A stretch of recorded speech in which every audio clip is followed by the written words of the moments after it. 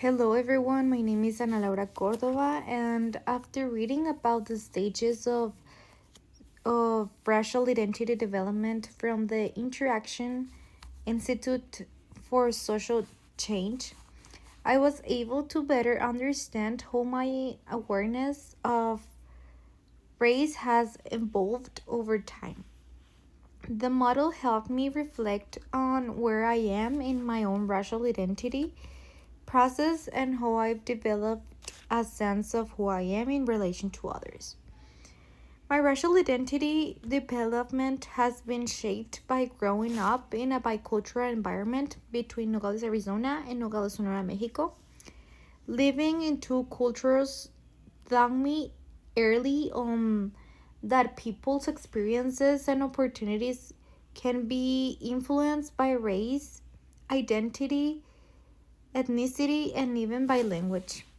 I became more aware of my racial and cultural identity as a teenager when I started reflecting on how my experiences differed from those of my peers. I began to notice the ways culture and background shape our perspectives and the opportunities we have.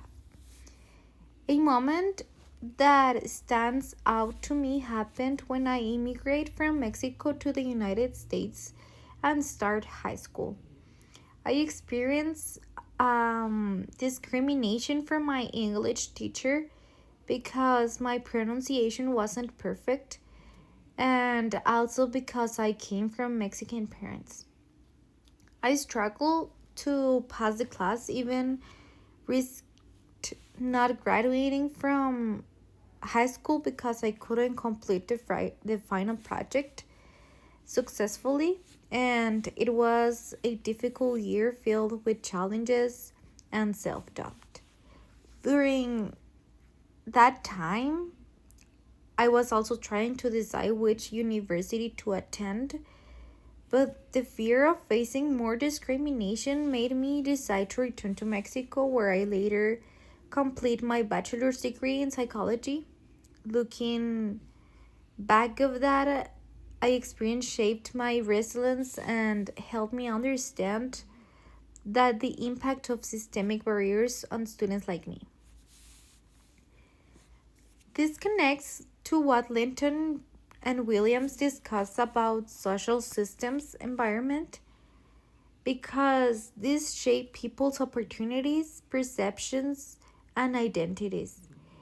Institutionalized biases are not just individual attitudes, they are built into structures of schools, workplaces, and health systems. Also, at that time, I was in Eric's psychosocial stage of identity versus role confusion, which happens during adolescence. During this stage, focuses on exploring personal values and a sense of belonging. Witnessing that situation made me more aware of inequality and how easily it can discourage someone from believing in their potential.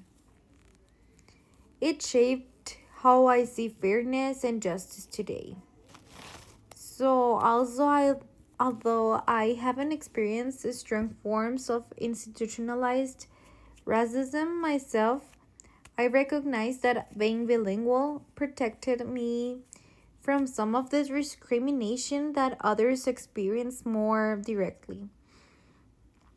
That's a form of privilege, which means being less exposed to racism because of certain social advantages. Recognizing that privilege is an important step in understanding how race frames identity and access to new opportunities in, for example, in Nario, Redmond, and Fern. These authors discuss how identifying with a stigmatized group can affect self esteem, but also motivate individuals to respond strategically to stigma through advocates or empowerment. I see that as part of my journey to understanding my background has helped me find ways to speak up and support others who face bias or exclusion. Applying critical race theory, one concrete action I can take to challenge power structures that perpetuate racial inequality is to advocate for cultural competence and representation in educational and social work settings. CRT reminds us that racism is not just individual prejudice, but a normal systemic part of society. As a future social worker, I can use this framework to promote inclusive practices, for example, ensuring that curriculum services and policies reflect the realities and contributions of all racial and cultural groups. Speaking of against biased practices, even small ways can help disrupt those systems. And if I could return to that time in high school, I would challenge the discrimination I faced and advocate for fair treatment. I have learned that silence in the face of bias reinforces inequality, and I am committed to using my voice to promote understanding and inclusion for those who have similar barriers. In conclusion, I learned about racial identity development helped me understand my own process of awareness and growth. Reflecting on institutionalized racism reminded me of the importance of noticing and challenging unfair systems.